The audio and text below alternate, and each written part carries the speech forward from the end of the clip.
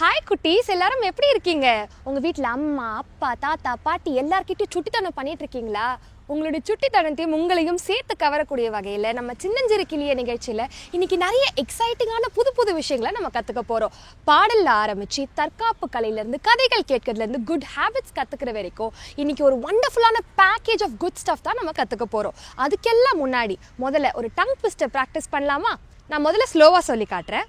கிழட்டு கிழவன் சடுகுடு விளையாட குடுகுடுவென ஓடி வாழைப்பழத்தோளில் வழுக்கி விழுந்தான். இப்போ இதை ஃபாஸ்டாக சொல்லி ப்ராக்டிஸ் பண்ணலாமா? கிழட்டு கிழவன் சடுகுடு விளையாட குடுகுடுவென ஓடி வாழைப்பழத்தோளில் வழுக்கி விழுந்தான். கிழட்டு கிழவன் சடுகுடு விளையாட குடுகுடுவென ஓடி வாழைப்பழத்தோளில் வழுக்கி விழுந்தான். அவ்வளோதான். நீங்களும் கண்டிப்பாக ப்ராக்டிஸ் பண்ணி பாருங்க.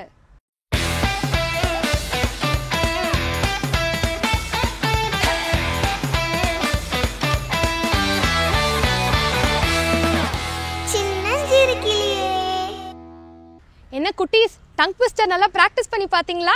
Very nice. இன்னைக்கு நம்மளுடைய நிகழ்ச்சியில் நம்ம கற்றுக்க போகிற முதல் பகுதி சுரம் கற்றல். ஆமாங்க, நம்ம பாட்டு கற்றுக்க போகிறோம். நம்ம கூட இருக்காங்க பாடலாசிரியர் கல்பலதிகா அவர்கள். அண்ட் இன்னைக்கு நம்ம கற்றுக்கக்கூடிய பாடல் சக்தி சகித விநாயகருடைய பாடல். வாங்க கற்றுக்கலாம்.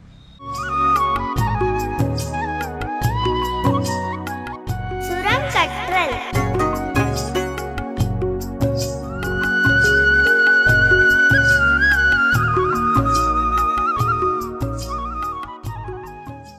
ஹாய் குட்டீஸ், எப்படி இருக்கீங்க எல்லாரும்? இன்னைக்கு சுரம் கற்றல் பகுதியில் ஒரு பாட்டு பார்க்க போகிறோம். என்ன பாட்டுன்னு யாராவது கெஸ் பண்ண முடியுமா? ஆமாம், கணபதி பாட்டு தான் கற்றுக்க போகிறோம் இன்னைக்கு.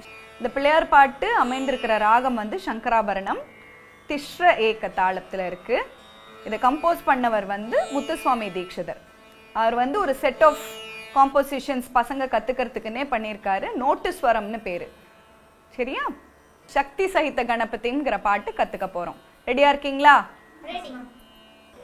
சக்தி சகித கணபதிம் சக்தி சகித கணபதிம் சங்கராதி சேவிதம் சங்கராதி சேவிதம் விரக்த சகல முனிவர விரக்த சகல முனிவர சுராஜ வினுத குருகுஹம் சுரராஜ வினுத குருகுஹம் சக்தி சகித கணபதிம் சக்தி சகித கணபதிம் சங்கராதி சேவிதம் சங்கராதி சேவிதம் விரக்த சகல முனிவர விரக்த சகல முனிவர சுரராஜ வினுத குருகுஹம் சுரராஜ வினுத குருகுஹம்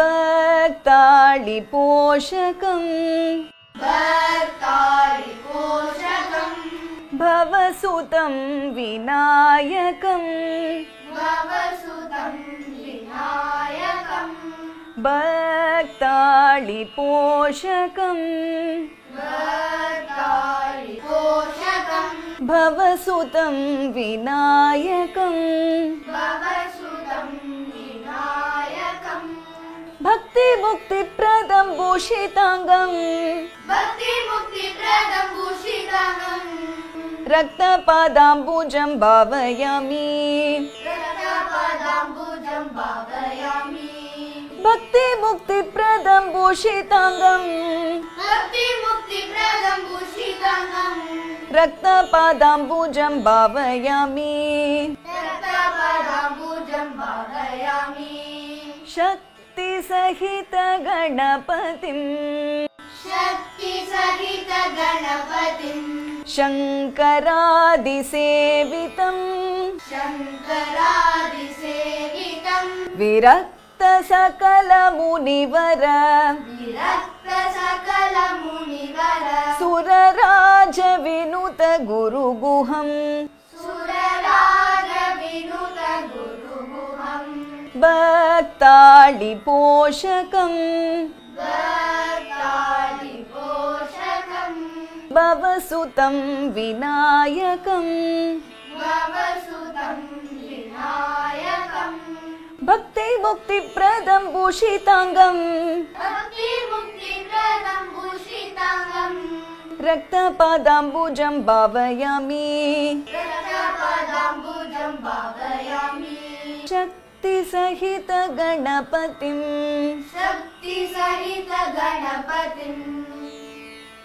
இன்னைக்கு சக்தி சகித கணபதி எல்லாரும் கத்துண்டோம். பிடிச்சதா உங்களுக்கு அந்த பாட்டு? அடுத்த வாரம் இன்னொரு பாட்டோட சந்திக்கலாம். சரியா? என்ன குட்டீஸ், நல்லா பாட்டு பாடி என்ஜாய் பண்ணீங்களா? இப்போ ஒரு விடுகதை. அடித்தாலும் சரி உதைத்தாலும் சரி நம்மள மாதிரி அவன் மட்டும் அழவே மாட்டான். அவன் யார்? இப்போ ஒரு விடுகதை. அடித்தாலும் சரி உதைத்தாலும் சரி நம்மள மாதிரி அவன் மட்டும் அழவே மாட்டான். அவன் யார்? நீங்க பதில் யோசிச்சுட்டே இருக்கிறதுக்கு முன்னாடி நம்ம அடுத்த செக்மெண்டான கதைக்கிளியை பார்த்துட்டு வந்துடலாமா? இதுல நம்மளுடைய கதையாசிரியர் முனைவர் சாந்தகுமாரி சிவகடாச்சம் அவர்கள் திருக்குறள்ல கல்லாமை அதிகாரத்தை வலியுறுத்துற மாதிரியான ஒரு அழகான கதையோட காத்துக்கிட்டு இருக்காங்க. வாங்க போய் பார்த்துட்டு வந்துடலாம். கதைக்கிளி.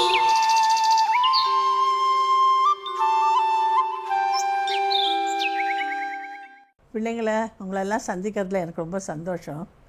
இன்றைக்கி நம்ம திருக்குறளை பற்றி பேச போகிறோம். திருக்குறளை யார் எழுதுனா அப்படின்னு உங்களை எல்லாருக்குமே தெரியும்னு நினைக்கிறேன். திருவள்ளுவர் 2000 வருடங்களுக்கு முன்னால் இதை எழுதியிருக்காரு. இந்த திருக்குறளை நம்ம பொதுமறை அப்படின்னு சொல்கிறோம். ஏன் தெரியுமா உங்களுக்கு? ஏன்னா இல்லை சொல்லப்பட்டிருக்கின்ற நல்ல ஒழுக்கங்கள் எல்லாமே இந்த உலகத்தில் இருக்கிற எல்லாருமே அதை கடைப்பிடிக்கலாம். ஏன்னா ஒரு நாடு, மதம், மொழி, நிறம் இதை எல்லாத்தையும் கடந்த நல்ல நெறிகளை அவர் இந்த திருக்குறளில் சொல்லியிருக்காரு. மொத்தம் 1330 குறள்கள் இருக்கின்றன. இதில் ஒவ்வொரு அதிகாரத்துக்கும் 10 குறள்கள் அப்படின்னு அவர் 133 அதிகாரங்கள் எழுதியிருக்கிறார். இதில் கல்லாமை என்ற அந்த அதிகாரத்தை பற்றி இன்றைக்கி நான் உங்களோட பேச போகிறேன். ஏன்னா பிள்ளைகளாக உங்களுக்கு கல்வி என்பது ரொம்ப ரொம்ப அவசியம். அதாவது கல்லாதவர்கள் கண்ணில் புண்ணுடையவர்கள், கற்றவர்கள் தான் கண்கள் உடையவர்கள் என்று திருவள்ளுவர் சொல்லியிருக்கிறார். சரி, கதைக்குள்ளே போகலாமா? அன்றைக்கி சூரியன் ரொம்ப திகச்சிட்டு இருந்தான். ஏன்னா சித்திரை மாதத்தினுடைய பின்பகுதி, அதனால் வெயில் பயங்கரமாக காஞ்சிக்கிட்டு இருந்தது. காலையில் 6 மணிக்கே மூக்காய்க்கு வேர்த்து கொட்டுனுச்சு. ஆனால் அதெல்லாம் அவள் சட்டை பண்ணல. அவள் நேராக தன்னுடைய காலை கடன்கள்லாம் முடிச்சுட்டு சமையல் அறைக்கு போய் காலை உணவையும் பகல் உணவையும் அவசர அவசரமாக தயாரித்தாள். பிறகு குளிச்சு முழுகி தன் கணவன் பொன்னன், அவன் ஒரு நெசவாளி, அவன் கையாலேயே அவளுக்காக நெசஞ்சு கொடுத்த அந்த நூல் புடவையை எடுத்து கட்டிக்கிறாள். அது ரொம்ப அழகான ஆரஞ்சு கடலில் பச்சை பார்டர் போட்டு இருந்தது. பிறகு பெட்ரூம் போய் பார்க்குறா. அவளுடைய 2 பிள்ளைகளும், அதாவது பெண் பிள்ளைகள், அது கொஞ்சம் தூங்கிக்கிட்டே இருந்தாங்க, ஒன்றும் எழுந்துக்கல. சரி, ஞாயிற்றுக்கிழமை தானே தூங்கட்டும் அப்படின்னு வெளியில் வரா. அந்த சமயத்தில் அவளுடைய கணவன் பொன்னன் வரான். என்ன மூக்காயி, காலையிலே கிளம்பிட்ட, பின்ன என்னையா செய்யுது? இங்கேருந்து அருப்புக்கோட்டைக்கு போவானாமா? மொத்தம் 30 புடவைகளை அங்கே ஆர்டர் கொடுத்துருக்காங்க. அதை கொடுத்தவர் கிட்ட போய் நான் கரெக்டான டைமில் சேர்க்க வேண்டாமா? ஓ அப்படியா, அதுக்காக தான் கிளம்பிட்டியா? ஆமாம், இங்கேருந்து மதுரைக்கு போகணும். நம்ம மதுரை பஸ் ஸ்டாண்டுக்கு போயிட்டு அங்கேருந்து பஸ் பிடிச்சி அருப்புக்கோட்டைக்கு போகணும். அங்கே போயிட்டு வெறும் புடவையை மட்டும் கொடுத்துட்டு வர முடியாது. அங்கே ரொம்ப பிரபலமாக இருக்கிற சீவலை நம்ம பிள்ளைங்க நேற்று ராத்திரியே ஆசைப்பட்டு கேட்டாங்க. அது அதை வேறு வாங்கிக்கிட்டு வரணும். அதனால் நான் இப்போவே கிளம்புறேன் அப்படின்னு சொல்லிவிட்டு அந்த புடவைகளை அடங்கி அந்த மூட்டையை எடுத்து தலையில் வச்சுக்கிட்டு அவள் தெருவில் நடந்து போகிறாள். நடந்து போய் மதுரை பஸ் ஸ்டாண்டை அடையிறா. பார்த்தா அங்கே கூட்டம், ஞாயிற்றுக்கிழமை இல்லையா, பயங்கரமாக கூட்டம் பொங்கி வழியுது. அதில் அருப்புக்கோட்டைக்கு எந்த பஸ் போகுது அப்படின்னு கேட்டு ஏறி அதில் உட்கார்ந்து கொஞ்ச நேரத்துக்குலாம் பஸ் கிளம்பிடுது. அது பஸ்ஸு போயிட்டே இருக்கும்போது அதில் வர ஜன்னல் வழியாக வந்த காற்றுல காலையில் எழுந்து வேலையெல்லாம் பார்த்தால, அதனால் அப்படியே அவள் தூங்கிடுறா. எப்போ திடீர்னு பஸ் ஒரு இடத்துல நின்ன உடனே திடுக்கிட்டு முழிக்கிறா. பார்த்தா அது ஒரு பஸ் ஸ்டாண்டாக இருந்தது. எல்லோரும் இறங்கிட்டு இருந்தாங்க. அடாடா, அருப்புக்கோட்டை தான் வந்துடுச்சு அப்படின்னு சொல்லிவிட்டு அவளும் அவசரமாக அந்த புடவை மூட்டையை எடுத்து தான் தலையில் வச்சுக்கிட்டு இறங்கிட்டா. ஆனால் இறங்கின உடனே தான் அவளுக்கு தெரியுது, அடாடா இது எப்பவும் நம்ம இறங்குற பஸ் ஸ்டாண்டு போல் இல்லையே அப்படின்ட்டு சுற்றி முற்றி பார்க்குறான். இப்போ பக்கத்தில் ஒரு பெரியவர் இருந்தார். அவர்கிட்ட போய் கேட்குறா, இது என்ன பஸ் ஸ்டாண்ட் ஐயா அப்படின்னு. ஏம்மா இங்கே தான் பெரிய போர்டு போட்டிருக்க பாலியாம்பட்டின்னு, அது படிக்கலையா நீ அப்படி. ஐயா எனக்கு படிக்க தெரியாதுயா. என்னம்மா சிறு வயசு பொண்ணாக இருக்க, படிக்க தெரியாதுன்றியே, இதை சொல்ல உனக்கு கேவலமாக இல்லை? ஆமாய்யா கேவலமாக தான் இருக்குது, என்ன பண்ணுறது. என்னுடைய பெரிய பொண்ணு, அவளுக்கு 8 வயசு தான் ஆகுது, அவள் கூட என்னை வந்து கேவலமாக பாப்பா. நான் எதனா கேட்டால் உனக்கு ஆஇ கூட தெரியாது, நீ என்ன பெரிய அறிவாளியாட்ட பேசுகிற அப்படின்னு சொல்லுவாள். எங்கள் அப்பனுக்கு 5 பொண்ணு பிள்ளைங்க நாங்கள், அப்புறம் 2 ஆம்பளை பிள்ளைங்க பிறந்தது. ஆம்பளை பிள்ளைங்களை மட்டும் படிக்க வச்சார். பொம்பளை பிள்ளைங்க எங்களை என்ன சொல்லிட்டாரு தெரியுமா, போய் கல்யாணம் கட்டிக்கிட்டு கழனிலையும் வீட்டிலையும் வேலை செய்ய போகிறீங்க, உங்களுக்கு எதுக்கு படிப்பு, போய் சொல்லி பொறுக்குங்கன்னு அனுப்பிச்சிட்டாரு. அதனால் நான் படிக்கவே இல்லையா. அப்படியா அப்படின்னு தன்னுடைய ஜோல்னா பையிலேருந்து ஒரு பேப்பரை எடுத்து அதில் ஏதோ எழுதி பொன்னியின் அது மூக்காயின் கையில் கொடுத்தாரு. கொடுத்துட்ட உடனே இது என்னய்யா இது அப்படின்னு நான் கேட்குறேன். அம்மா நீ மதுரையிலேருந்து வரேன்னு நான் அங்கே ஏறும்போது பார்த்தேன். அங்கே எங்கள் அக்கா, அவள் வந்து ரிட்டையர் ஆன டீச்சர். அவள் என்ன பண்ணுறா, தன்னுடைய காலத்தை வந்து வீணாக கழிக்கக்கூடாதுன்னு கொஞ்சம் ஒரு பள்ளிக்கூடம் ஆரம்பிச்சிருக்கா. அதில் உன்னை போல் சிறு வயசுக்காரங்களுக்கும் வயது முதிர்ந்தவர்களுக்கும் அவள் பாடம் சொல்லித்தரா. நீ அங்கே போ, அட்லீஸ்ட் எழுத படிக்கவாது கற்றுக்கோ, இல்லைன்னா அந்த உலகம் உன்னை மதிக்காது. நீ உயிர் இருந்தாலும் நடைப்படம் போல் நீ உலா வருவ அப்படின்னு சொன்னார். ஆமாய்யா உண்மைதான், உயிர் இருந்தாலும் நான் நடப்பிடமாக தான் இருக்கேன். பஸ்ஸினுடைய நம்பரை கூட படிக்க தெரியாது, அதில் என்ன பேர் போட்டிருக்குன்னு படிக்க தெரியாது. இப்போ கூட அருப்புக்கோட்டைக்கு போகிற பஸ்ஸு எதுன்னு எல்லோரும் கேட்டு ஏறினேன்.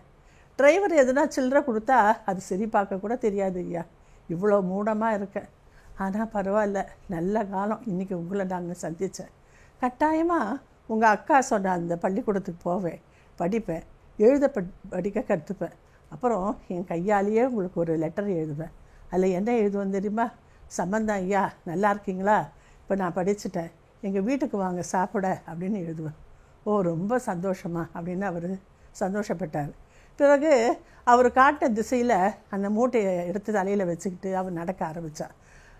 அப்போ இந்த சைடு பார்க்குறா, அவளுடைய கண்கள் வந்து இடது பக்கம் போகுது. அங்கே வந்து கலர் நிலம், அதாவது பயிர் செய்யப்படாத அப்படியே பாழடிச்சு போய் கிடக்கிற கரடு முரடான நிலம் இருந்தது. வலது சைடு பார்க்குறா, அங்கே வந்து பார்த்திங்கன்னா அப்படியே பயிர் பச்சை பச்சையேழு நிலம், அதில் வந்து எல்லாம் விளைஞ்சி ரொம்ப இதுவாக செழுமையாக இருக்குது. அப்போ மனசுக்குள்ளே சொல்லிக்கிறா சிரிச்சுக்கிட்டே, இப்போ நான் இந்த கலர் நிலம் போல் இருக்கேன், ஆனால் படித்து வருங்காலத்தில் பயன் தர இந்த வயல் போல் நான் இருப்பேன். நான் வந்து நடைப்பிடமாக வாழ மாட்டேன், நான் உயிர் உள்ள மதிப்பு நிறைந்த மனுஷியா இந்த உலகத்தில் உலா வருவேன்னு சொல்லிக்கிட்டே நடந்து போகிறா. இந்த கதையிலேருந்து என்ன புரிஞ்சிட்டிங்க, படிப்பு எவ்வளோ முக்கியம் பார்த்தீங்களா? அதுதான் திருவள்ளுவர் சொல்கிறாரு, உளரெனும் மாத்திரையர் அல்லார் பயவா களரடையர் கல்லாதவர். அதாவது இதனுடைய அர்த்தம் என்னென்னா, உலர் என்ன, அதாவது உயிரோடு இருக்கிறாங்க நடப்பிடமா அப்படின்றது தான் போல வாழ்வாங்க அந்த மனிதர்கள். எப்படின்னா இந்த பயனடையாத பயன் கொடுக்காத நிலம் போல அப்படின்னு சொல்கிறாரு. அதனால் யார் அவங்க, கல்லாதவர்கள். கல்லாதவர்கள் வந்து பயனில்லாத நிலத்தை போன்றவர்கள். அவர்கள் வந்து வெறும் நடைப்பிணமாக இருக்கிறாங்க அந்த உலகத்தில் அப்படின்ற அளவுலேயே வாழ்வாங்க அப்படின்னு சொல்கிறாரு. என்ன குட்டீஸ், எல்லாரும் நல்லா கதை கேட்டு என்ஜாய் பண்ணீங்களா? என்னுடைய போன விடுகதைக்கான ஆன்சர் என்னன்னு யோசிச்சிங்களா? என்னதான் அடிச்சாலும் சரி உதச்சாலும் சரி அவன் மட்டும் அழவே மாட்டான், அவன் தான் பந்து. இந்த எனர்ஜியோட இந்த எக்ஸைட்மெண்ட்டோட நம்மளோட அடுத்த பகுதியான அச்சமில்லை அச்சமில்லைக்குள்ள நம்ம போகலாம். இதில் நம்ம தற்காப்பு கலைகள் எல்லாமே கற்றுப்போம். அண்ட் இன்னைக்கு சிலம்பமோட பேசிக் ஃபவுண்டேஷன் லெசன்ஸ் தான் நம்ம கற்றுக்க போகிறோம். அதை கற்றுக் கொடுக்கறதுக்காக நம்ம கூட இருக்காரு சிலம்பம் மாஸ்டர் பவர் பாண்டியன் அவர்கள். வாங்க போய் சூப்பராக சிலம்பம் கற்றுட்டு வரலாம். அச்சமில்லை அச்சமில்லை.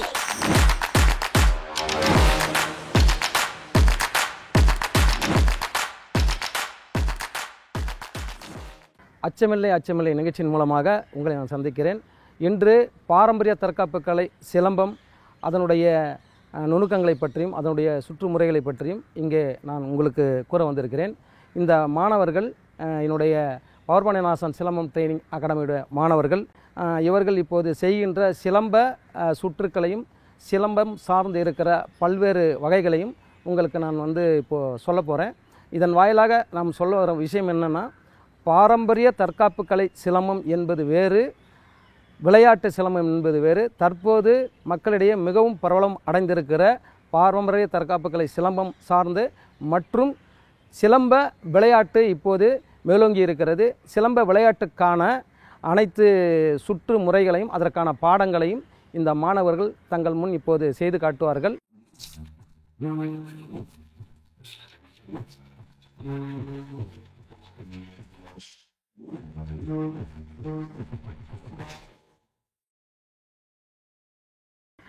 முதலாவதாக இந்த மாணவர்கள் கம்பு பிடித்திருக்கிற முறை என்பது ஒற்றை நெடுங்கம்பு, இரட்டை கை தூரப்பிடி, இரு கைகளால் பிடிக்கிற இந்த முறை தான் வந்து பாரம்பரிய சிலம்பத்திலையும் இருக்குது, இப்போ விளையாட்டு சிலம்பத்திலையும் இருக்குது. இன்னொரு இந்த பாரம்பரிய சிலம்பத்தில் இந்த முறைகளில் வந்து சண்டையிடும் முறைகள் அதிகமாக இருக்கும். இப்போ சுற்றுக்கள் வந்து குறைவாக இருக்கும். பட் இப்போது இருக்கிற சிலம்ப விளையாட்டினுடைய முறைகள் பார்த்திங்கன்னா சிலம்ப கம்புகள் வந்து பல்வேறு வகைகளாக மாணவர்கள் சுட்டுகிறார்கள். அலங்கார சிலம்பம் என்பது ஒற்றை நெடுங்கமினுடைய நடு பகுதியை பிடிப்பதாகும். இந்த நடுப்பகுதியில் பிடிச்சு நீங்கள் சுற்றுனீங்க அப்படின்னா இது வந்து அலங்கார சிலம்பம் என்று சொல்லப்படுகிறது. இந்த அலங்கார சிலம்பம் தற்போது மக்களிடையே புழக்கத்தில் நிறைய இருக்குது. பாரம்பரிய தற்காப்பு கலை சிலம்பத்தில் 2 கைகளால் பிடிக்கும் முறை மிகவும் அவசியமானதாக இருந்திருக்கிறது. இப்போது நம்ம வந்து இந்த 2 கைகளால் பிடிக்கும் முறைகளில் முதலாவதாக நாம் செய்ய இருப்பது இரு கை தூரப்பிடி. இந்த ஒரு ஜான் அளவுக்கு மேலே நம்ம கம்பை பிடிச்சு சுத்து முறை தான் இப்போ வந்து இந்த மாணவர்கள் செஞ்சு காட்ட போகிறாங்க.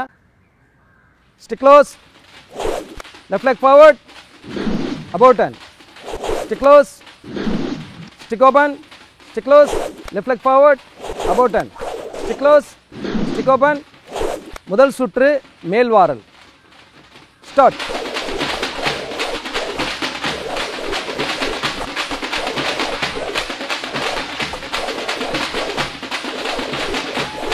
நல்லா ஸ்பீட் இருக்கணும். ஸ்டாப். இரண்டாவது சுற்று உள்வாரல். இந்த கம்பினுடைய இந்த பகுதியிலிருந்து அப்போ நாம் மேல் நோக்கி இப்படி சுற்றுறோம் அப்படின்னா இது மேல்வாரல். பல்வேறு மாவட்டங்களில் வந்து சிலம்ப சுற்றுக்களுக்கு வந்து பல்வேறு பெயர் முறைகள் உண்டு. காலடி சுவடுகளுக்கும் பல்வேறு முறைகள் உண்டு. உடல் அசைவுகளுக்கும் பல்வேறு பெயர்கள் மாறுபடும். இப்போ வந்து உள்வாரல் என்பது கம்பை உள்நோக்கி சுற்றுவதாகும். இரண்டாவது சுற்று ஸ்டார்ட்.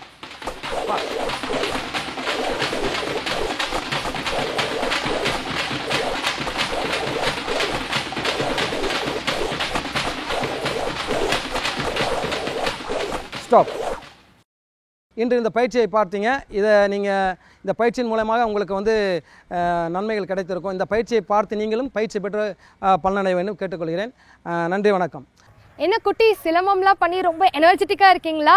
Very nice. இப்போ நம்ம அடுத்த செக்மெண்ட்டான நன்னெறிக்கு போகிறதுக்கு முன்னாடி உங்கள் பிரெயினுக்கெலாம் ஒரு பெரிய ஹோம்ஒர்க் கொடுக்கட்டுமா? இன்னொரு விடுகதை. விழுந்தால் படுக்காது, எழுந்தால் நிற்காது, அது என்ன?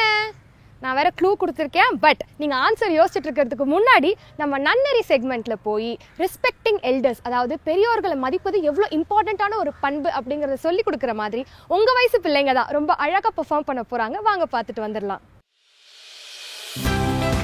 நன்னெறி.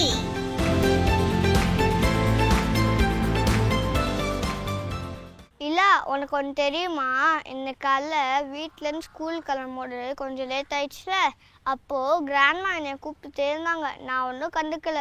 அப்போது அம்மா என் ரொம்ப கோவப்பட்டு சொன்னாங்க, பெரியவங்களுக்கு மரியாதை கொடுக்கலன்னா கடவுளுக்கு பிடிக்காதுன்னு. இப்போ நீ என்ன சொன்ன? சாரி சொன்னியா?